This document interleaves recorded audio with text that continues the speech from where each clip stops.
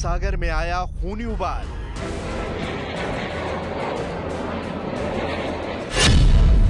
तेल अवीव से बेरूत तक बरसा बारूद।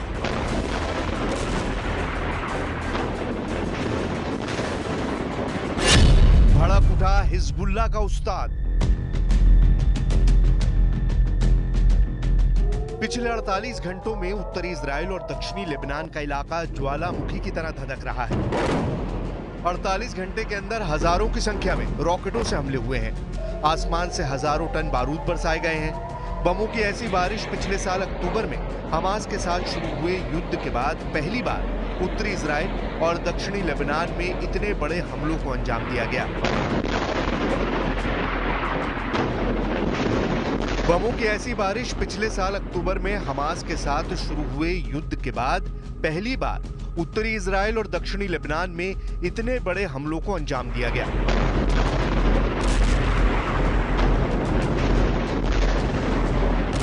हिजबुल्लाह ने रविवार को सुबह सुबह इजराइल पर सैकड़ों रॉकेट और ड्रोन दागे, जबकि इजराइल की सेना ने कहा कि उसने एक बड़े हमले को विफल करने के लिए लेबनान पर करीब 100 जेट विमानों से हमला किया। 10 महीने से ज्यादा समय से चल रहे युद्ध में ये सबसे बड़े हमले थे। सुबह के वक्त आसमान में मिसाइलें देखी गई। उत्तरी इजराइल में हवाई हमले के सायरन बजने लगे, लेकिन इतनी ज्यादा संख्या में रॉकेट से हमले हुए थे कि इजराइल के एयर डिफेंस सिस्टम फेल हो गए।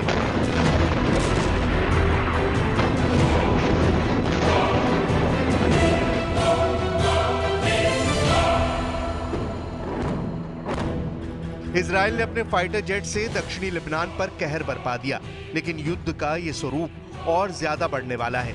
एक तरफ इजराइल में इमरजेंसी लागू करनी पड़ी है और नेतन्याहू ने ऐलान कर दिया है कि लेबनान में जो हुआ है वो ईरान में भी हो सकता है।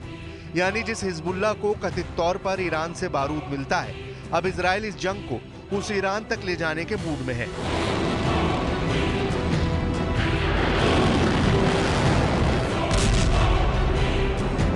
नेतन्याहू के इस ऐलान के बाद भी हिजबुल्लाह रुकने वाला नहीं है। हजारों लॉन्च पैड तबाह होने के दावों के बाद भी लेबनान से ऑपरेट करने वाले हिजबुल्लाह के कमांडर ने ऐलान किया है कि इजराइल को किसी तरह की माफी नहीं मिलने वाली।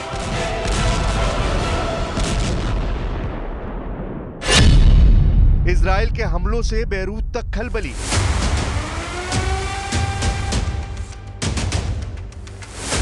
नसरल्लाह का ऐलान, होगा बड़ा घमासान।